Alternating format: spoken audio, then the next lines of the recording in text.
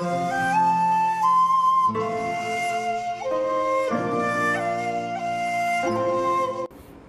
Everyone, welcome to Swarna traditional life. ఈరోజు special video ఏంటంటే తెలుగువారికి ఎంతో ఇష్టమైన దోస ఆవకాయ అండి. ఏ శుభకార్యమైనా ఈ పచ్చడి ఉండాల్సిందే కదా తెలుగువారికి.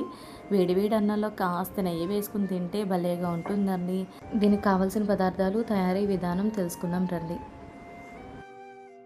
ఇలాంటి దోసకాయలు 2 తీసుకున్నామండి. ఈ దోసకాయలు గట్టిగా ఉండాలి, అలాగే గుల్లగా ఉండాలండి.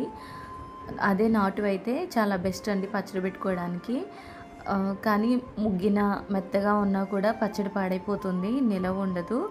అలాగే ఇవి కట్ చేసేటప్పుడు చేదు లేకుండా చూసుకోవాలండి. ఈ దోసకాయలు కట్ చేసుకునేటప్పుడు తొక్క తీయకుండా కట్ చేసుకోవాలండి. చాలా చిన్న ముక్కలుగా కట్ చేసుకోవాలి.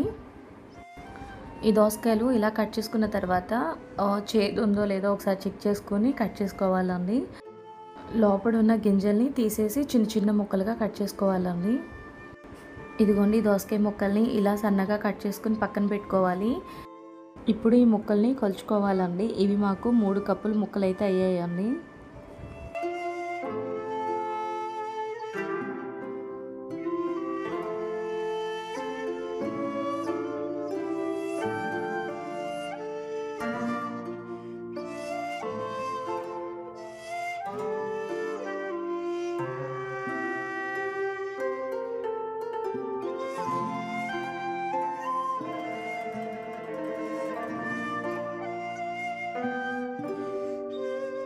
ఇలా కలుచుకున్న తర్వాత ఈ కప్పుతోటి 1/2 కప్పు కారం వేసుకోవాలండి.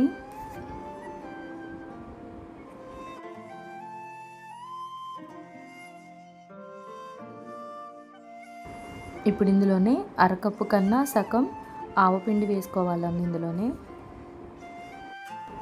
ఇప్పుడు ఇందులోనే చిటికెడు పసుపును కూడా వేసుకోవాలండి.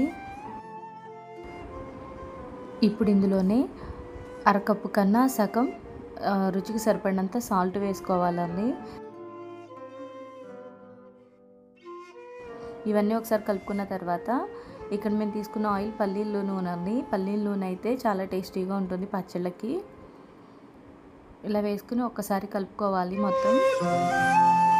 ఈ పచ్చడికి కాయ పుల్లగా ఉండి గట్టిగా ఉంటేనే పచ్చడి రుచిగా ఉంటుందండి. ఒకవేళ పులుపు లేని కాయ దొరికితే మట్టికి 2 టేబుల్ స్పూన్ నిమ్మరసం కలుపుకోండి. ఇది కనీసం మనకి 3-4 నెలలు నిలవైతే ఉంటుందండి. ఇలా పచ్చడి అంతా పూర్తిగా కలుపుకున్న తర్వాత మూత పెట్టుకుని మనం ఒక రోజైనా పక్కన పెట్టుకుంటే పచ్చడి బాగా ఊరుతుందండి. 3 డేస్ తర్వాత మనం మూత తీసి చూద్దాం. మనకి ఆయిల్ అనేది పూర్తిగా పైకి తేలింది కాబట్టి దీన్ని ఒక్కసారి కలుపుకోవాలండి. పచ్చడిని కలుపుకునేటప్పుడు గరిటికి చెమ్మ లేకుండా చూసుకోవాలండి. చెమ్మ ఉంటే పచ్చడి పాడైపోతుంది. ఇలా కలుపుకున్న తర్వాత ఈ పచ్చడిని వేడివేడి అన్నంలో నెయ్యి కన్నా ఇదే ఆయిల్తో కొద్దిగా పప్పులు కూడా వేసుకొని తింటూ ఉంటే భలేగా ఉంటుందండి. నచ్చింది కదా అండి. వీడియో నచ్చితే లైక్ చేయండి, షేర్ చేయండి, సబ్స్క్రైబ్ చేయండి. Thank you.